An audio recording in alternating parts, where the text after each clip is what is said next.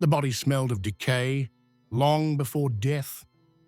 In the chambers of the Grand Inquisitor, Domenico di Albornoz, deaf, cramped, lined with coarse fabric, and draped with black curtains, black flies began to gather on the 3rd day of July. Neither sulfur nor incense could drive them away. They crawled over the lips of the dying man, got into his mouth, and settled on the tears and sacred icons standing on the lintel. According to Lorenzo's servant, he ate one of them along with the wafer, or swallowed it without opening his eyes. Death began with ulcers under the shoulder blade. In a report by the physician Benedetto Pini, it was noted copper-colored spots appeared on the skin, hot and with a putrid odor. When pressed, the skin did not return to its normal state. 3 days later, the tissue in the armpit began to melt and fester, followed by a sharp drop in blood pressure and internal bleeding, causing vomiting of clots, in which, wrote Fra Guido, inarticulate sounds of prayer could be heard. His muddled voice continued to chant phrases from the 6th Psalm, although his tongue was swollen and his throat was clogged with pus. As his body decayed, he continued to dictate orders. 3 novices were drowned in a well in the backyard of the monastery of St. Agatha because one of them had appeared to him in a dream with a face like a white circle. The Inquisitor demanded that not only the brothers be interrogated, but also his own confessors, accusing them of conspiracy. He insisted several times that he saw snakes writhing through his flesh. They crawl in my stomach and wrap around my heart, and ordered that his stomach be burned, which was done with a hot, cauterizing ointment containing vinegar, garlic, and lead powder. His stomach turned black, his skin cracked, and steam began to rise from it. The servants began to leave the room.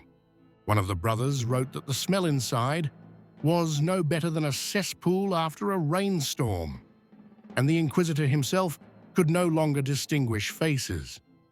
In the semi-darkness, he called everyone by the name of a long-dead bishop, confused his sons with the condemned, and swore that they had come to pull out his intestines one by one to weigh them on the scales of the archangel. On the 16th day of his illness, he refused all food except for ground opium and a decoction of frankincense. Later, he refused even water. He drank only a tincture made from his own hair and a stone cross, according to an old recipe from the Dominican rule, which had been banned at the previous council. One report mentions how the body began to secrete a serous fluid from the wounds on his chest. The doctor who tried to bandage him fainted. Bloodletting no longer brought relief. Black foam mixed with mucus flowed from his veins. The prayers continued. Servants reported that even at night, in a state of unconsciousness, his voice, barely audible, continued to repeat rhythmically, "Cleanse, cleanse, cleanse," as if he were performing the ritual himself. This was on the 29th day of his illness. Even then, rumors began to circulate in the courtyard that he had died, and that his body was being held for political reasons. No one wanted his enemies to learn of his death before a successor had been agreed upon. Meanwhile, within the monastery walls, a struggle began between his secretary Frederick's protégé and the old spiritual council. The archdeacon demanded that the will be opened, but it was sealed with Albornoz's own personal seal and hidden under a wooden crucifix at the head of his bed. According to legend, he also kept fragments of the bones of several burned heretics with whom he had spoken in private. One of the monks who was allowed to visit him in his final days later revealed in his confession, "He was not talking to us, but to those whom he himself had burned." At night, there was a knocking sound in the chambers. He tapped his fingernails on the wooden windowsill, thinking it was a pen, and wrote letters with his saliva, blood, and pus. He thought he was writing new bulls, new executions, new accusations. The doctors no longer approached him. They were replaced by 3 young novices who were smeared with vinegar and salt every evening and had their clothes burned after leaving. They carried out the festering sheets, pots, and clumps of hair that had fallen out. One of the letters found in the monastery oven was signed, "I am cleansing this world of myself. May God forgive me for the flesh in which I lived." On the 41st day, the body was declared dead, but the heart continued to make quiet sounds for another 2 hours. During the autopsy, which was performed by 2 surgeons and a monk, at least 200 flies flew out of the abdomen. It was as if someone had kept them inside, wrote one of the eyewitnesses. According to the monastery chronicles, along with the insects, a faint moan, like a fragment of a prayer, came from the cut flesh. The smell changed. It was no longer just thick and putrid, but sweetish, cloying, and sticky. It did not even dissipate from the fabric of the clerical vestments, and when Brother Adelm from the pharmacy entered the Inquisitor's chambers with a vessel of boiled lamb's blood and a broken spray bottle of wine vinegar, he almost lost consciousness. By this time, the skin on Alvaro's chest was already separating from the flesh, and lancets would not penetrate. They sank into greyish-yellow pus. Dr. de Castro of Leiden, summoned secretly through trade routes, declared that the internal organ seemed to be decomposing while still alive, and ordered that a tar shirt be applied, a bandage made of black tar, ash, and resin. But in the morning, his teeth fell out. The servants assigned to guard the night ship were replaced without warning. One of the brothers, Joachim, was found dead on the steps of the archive with his tongue bitten off. Another disappeared. His lamp was found near the monastery well. The report of the monastery guard captain states that, in the silence of the night, a humming sound was heard, similar to a voice, but not human. The guards forbade anyone to approach the chambers closer than 3 steps, unless accompanied by a confessor. These measures, as recorded by notary Rafael Pereira, were not a formality. Death walked among the walls. The Inquisitor's condition worsened after unsuccessful bloodletting in the groin area. There, under the bandages, ulcers were discovered, from which black flies flew out. They were caught with fingers and crushed, but they reappeared. Their number increased despite the curtained windows and closed cracks. In the middle of the week, the Inquisitor began to read prayers, not aloud, but through clenched teeth. The words were unclear, but some of the brothers claimed to have heard fragments of spells among them. The senior physician, Gaspar, tried to slip opium into the wine, but the Inquisitor vomited without even touching the cup. Towards nightfall, he began to have seizures. He would get out of bed and scream that sinful children were hanging from the ceiling, and that a body with his own face was writhing under the bed. His hands were covered with blisters. The skin on his fingers was peeling, and his nails were coming off, leaving bloody stumps.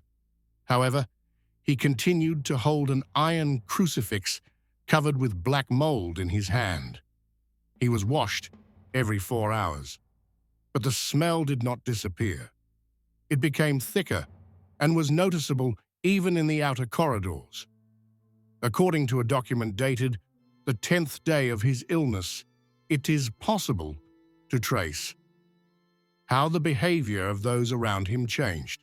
Secret orders to prepare a room for the transfer of power to Bishop Castro del Valle, instructions to destroy certain records, and an order to isolate the copyist Juan, who had witnessed the Inquisitor's request to burn the entire body except the head. These records are kept in copies included in the case file on unclean succession of power, which was opened 8 years later. On the 12th day, needles were brought from Toledo to test the method of introducing purified goat fat with ash water through the thighs. The needles went in without resistance, but the liquid flowed back out as if the body refused to accept it. From that day on, a gurgling sound like boiling water could be heard coming from his stomach. Surgeon Gerard, who was present during the dressing, reported that when light pressure was applied to the right side, a hoarse sound came out of the mouth in which 3 words were clearly distinguishable: cross, blood, and mouth.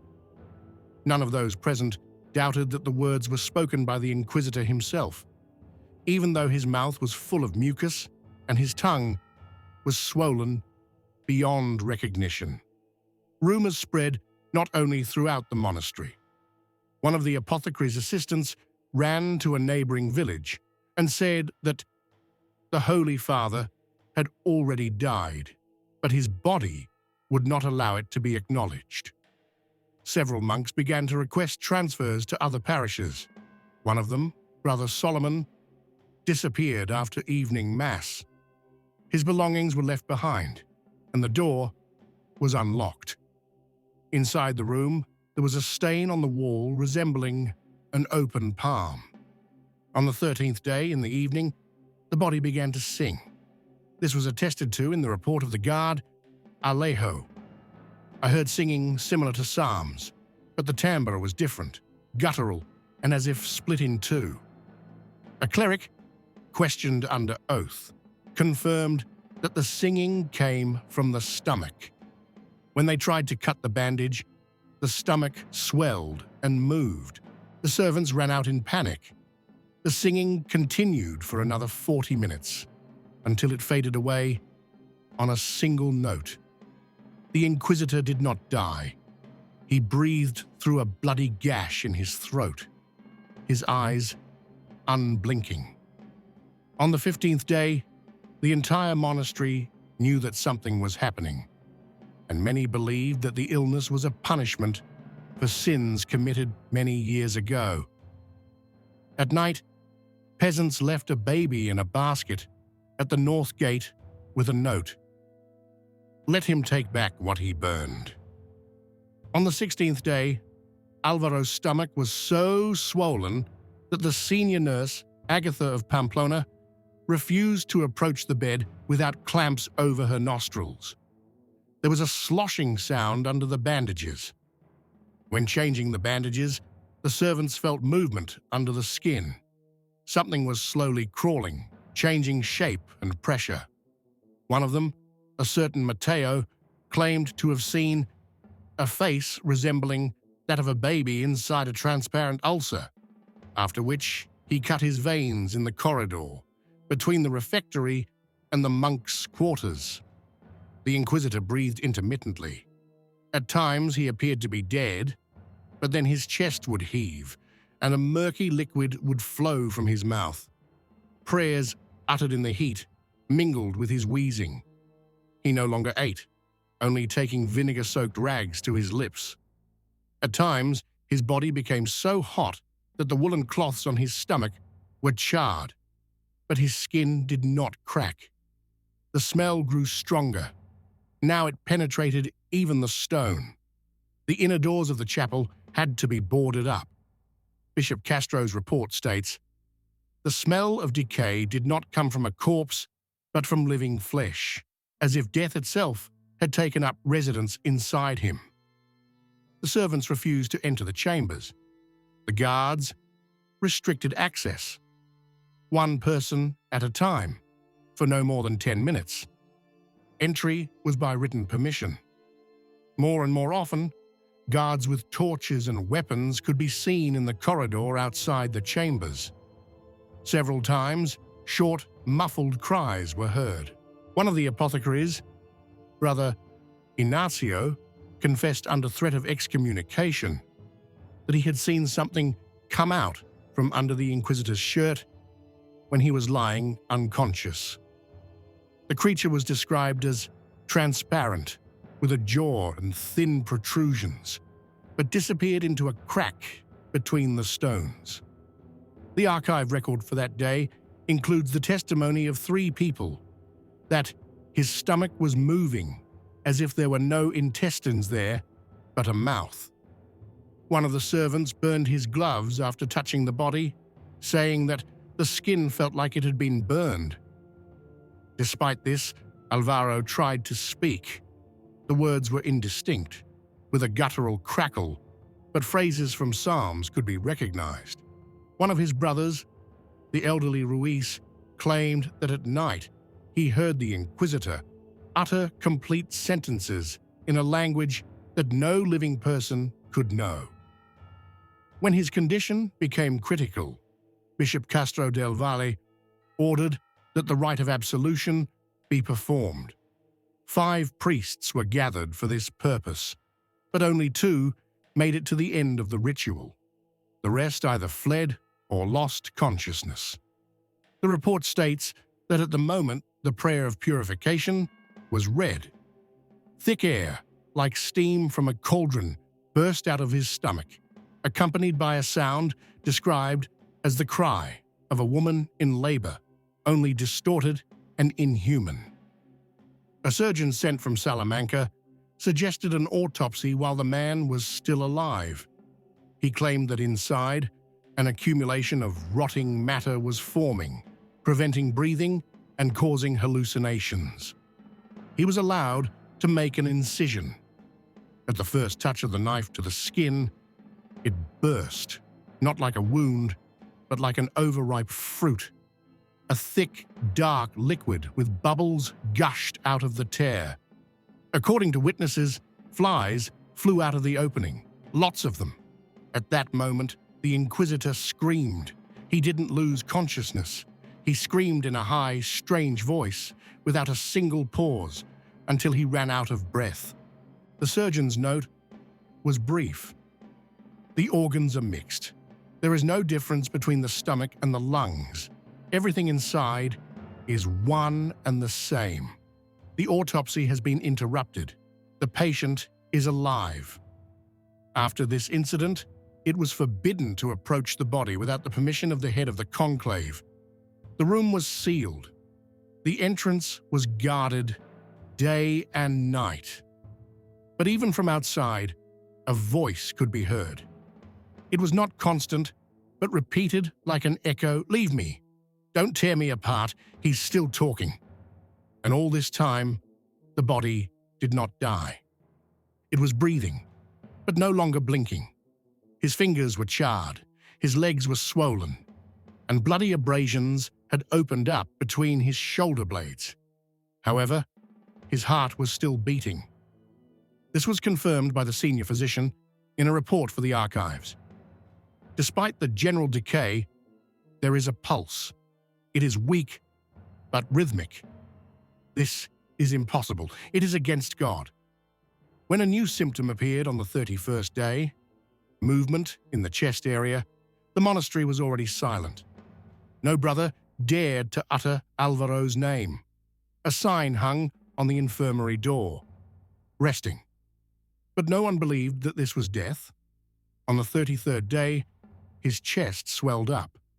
The surgeon, a certain Don Esteban from Huesca, claimed that a double rhythm could now be heard inside the body, as if 2 hearts were beating at once. He left the monastery that same night, leaving a sealed envelope with the inscription, "I saw a face under the skin." This letter was confiscated by the guards and filed away without being opened. The Inquisitor's stomach was no longer bandaged. Any touch caused his whole body to tremble, as if something inside was reacting. The rags left behind were covered with slime that hardened like tar. The doors of the chamber were kept slightly ajar. in the hope that the air would lessen the stench, but it only grew stronger. The smell darkened the metal. Stains resembling burns appeared on the stone floor slabs. Rumors spread throughout the monastery. One of the brothers, a monk named Jaime, reported that he had seen the Inquisitor rise during the night. His body moved awkwardly, his head tilted to one side, blood flowing from his mouth. He walked over to the crucifixion on the wall, touched it with his hand, and the cross crumbled to dust. Jaime fell silent and was later found dead in his cell, his mouth filled with feathers from his own pillow. The verdict: suicide by strangulation caused by fear. Access to the chamber was denied. Instead of priests, 2 soldiers armed with spears stood at the door. Once a day, a brother physician entered, bringing opium decoction and vinegar, but he did not approach the body, simply placing the items at its foot and leaving. Reports from those days say that sometimes, standing at the door, one could hear the Inquisitor whispering. The whispering lasted for hours, without stopping. The words ashes, guilt, and forgiveness could be distinguished, as well as others that were unfamiliar to any of the local dialects. On the 40th day, the monks were awakened by a scream. It was not human. It was hollow, as if turned inside out. It came from under the stone and echoed through the walls like the roar of water in a crypt. That night, Alvaro's body suddenly went limp. His stomach deflated. The skin on his forehead cracked. One eye leaked out, the other remained open and glassy, but his heart continued to beat. By that time, his chest was covered with ulcers, around which the skin had separated from the muscles. A hole appeared between his ribs, not a wound, but an opening, with edges resembling tissue torn from the inside. A black liquid flowed out of it. Later, one of the monks claimed that a fly had flown in and couldn't get out. The bishop's report for that day said, "We were not dealing with a sick man, but with a vessel." This was the first and last mention of this kind. On the same day, a ban came from Rome. The body was to be buried without an autopsy and without a public ceremony, secretly at night. The decree was signed in blood and sealed with a ring that none of those present could identify. The monks were awakened before dawn. The Inquisitor was placed in a coffin lined with lead, but the body did not fit. His back arched like a woman in labor. His chest did not compress, but expanded.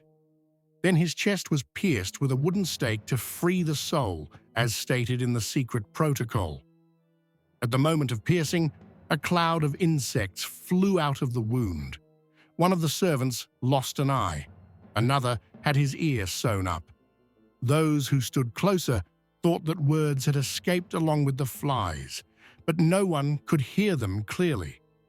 The coffin was closed, filled with resin, and lowered into a stone crypt. Symbols were carved on the lid, not prayers or crosses, but intertwining lines repeating the pattern of veins on the Inquisitor's black skin. The last lines of the archive read, "It is finished," but the air in the monastery remained the same. Even fire cannot purify it. In the morning, no one prayed at the service. Not a single brother approached the communion rail. By evening, 5 had left the monastery and did not return. The abbot's report reads, "There are 19 of us left.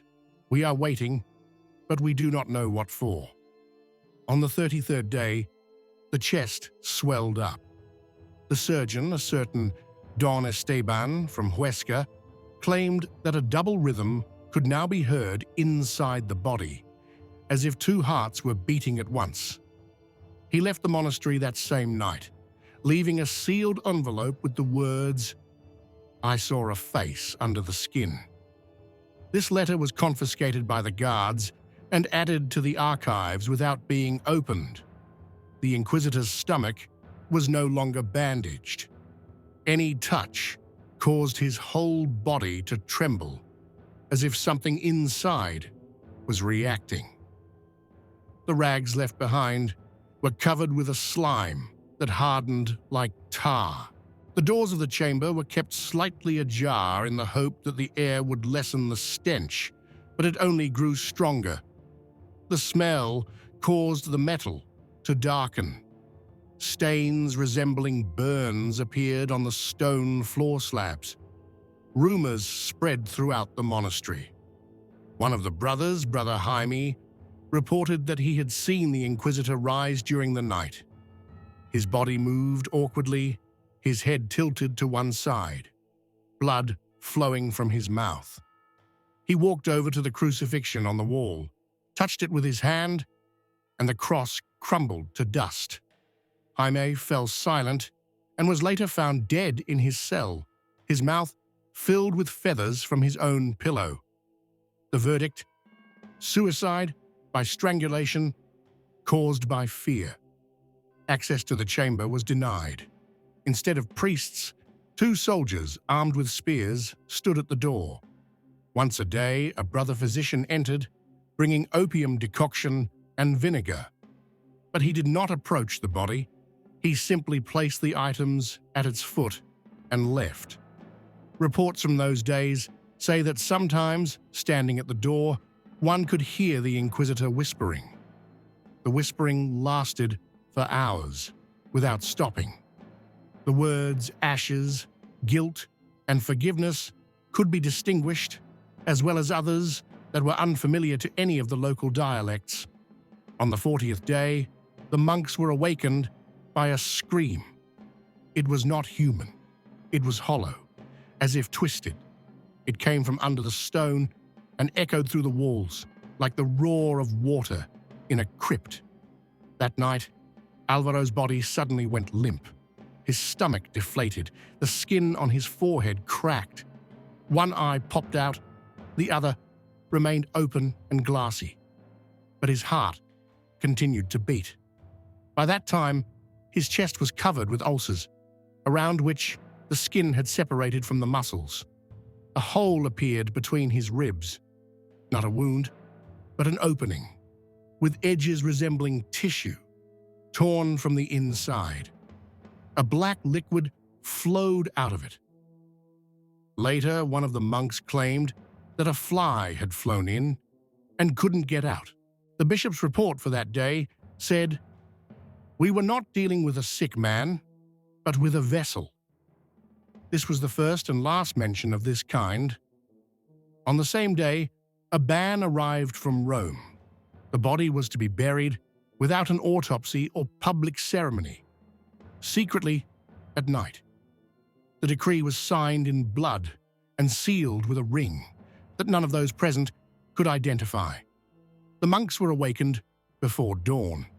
The Inquisitor was placed in a coffin lined with lead, but the body did not fit. His back arched like a woman in labor. His chest did not compress, but expanded. Then his chest was pierced with a wooden stake to free the soul, as stated in the secret protocol. At the moment of the piercing, a cloud of insects flew out of the wound. One of the servants lost an eye. Another had his ear sewn up. Those who stood closer felt as if words had escaped along with the flies, but no one could make them out clearly. The coffin was closed, filled with resin, and lowered into a stone crypt. Symbols were carved on the lid, not prayers or crosses, but intertwining lines repeating the pattern of veins on the Inquisitor's black skin. The last lines of the archive read, "It is over, but the air in the monastery remained the same. It cannot be cleansed even by fire." In the morning, no one prayed at the service. Not a single brother approached the communion rail. By evening, 5 had left the monastery and did not return. The abbot's report reads, "There are 19 of us left. We are waiting, but we do not know what for." On the night, when the Inquisitor's body was still in the monastery chapel, the brother, assigned to watch over the candles, disappeared. The next morning, he was found outside the monastery, barefoot, with wounds on his feet, and unable to speak. He had written on the wall with charcoal, "He has not left. He is listening to our silence." On the same day, several city councillors demanded an urgent meeting with the Archbishop, citing the danger of the rot of power. It was decided that the body should not be buried under the altar or in church-owned land. That same evening, under the supervision of 6 guards, the coffin was rolled out of the room, covered in wax and resin, wrapped in ropes, fastened with nails. The officer accompanying the process reported, "The resin did not hold. It oozed from under the lid, and the smell was like a decomposing horse's womb mixed with wine sediment." The pallbearers refused to touch the coffin with their hands. It was bound with chains and dragged across the floor. One of the witnesses, a scribe named Lodovico, left a record. The sound was like a sack of dead pigs being dragged over stone, but there was something in the sack that was still breathing. That night, all the candles in the monastery went out at once. The Inquisitor was taken out of the city to a crossroads where heretics had previously been burned. There was no service, no singing, only 2 soldiers threw earth onto the tarred coffin. 3 days later, one of them cut open his stomach and died of infection. The other disappeared. People began to say that the man who buried the executioner will hear him until he dies. Over the next week, changes began. Several of the Inquisitor's associates, clerks, assistants, informers, were arrested one after another. They were accused of falsifying cases, using illegal methods and hiding bodies. Some of them were subjected to purification, repeated interrogation with torture. One of them, an elderly witness whose signature appeared on many of the sentences, died of a broken heart right during the interrogation, shouting, "I didn't see what he did, I just wrote it down." The Archbishop issued a decree prohibiting the mention of the Inquisitor's name in public prayers. His portraits were taken down from the walls, and his records were transferred to a closed archive. The widow of one of the tortured heretics filed a petition for her husband's acquittal. A month later, his remains were exhumed and reburied with singing. More than 200 people attended the funeral. A treatise written 5 years later by the physician Arnaldo provided a medical explanation for what had been observed. Decomposition caused by an internal accumulation of foul vapors could be accompanied by fumes capable of inducing auditory hallucinations in unstable minds, which were mistaken for whispers or words. But at the bottom, the same doctor added, "Nevertheless, the smell of the body was not of this world. It penetrated the skin and did not wash off for 3 days." The political structure of the Inquisition was revised. The old system of a single judge was replaced by a panel of 3. Each case now had to be approved by the city council. Several sentences handed down during the last month of the Inquisitor de Grado's life were reviewed and overturned. This sparked riots among zealots of order, and strife broke out in the monastery. One brother set fire to the library. The archives contain a report from an unknown source. He died in fear, and we saw him praying, not for salvation, but for the pain to end. He knew his name. He knew he would not be forgiven. 8 months passed.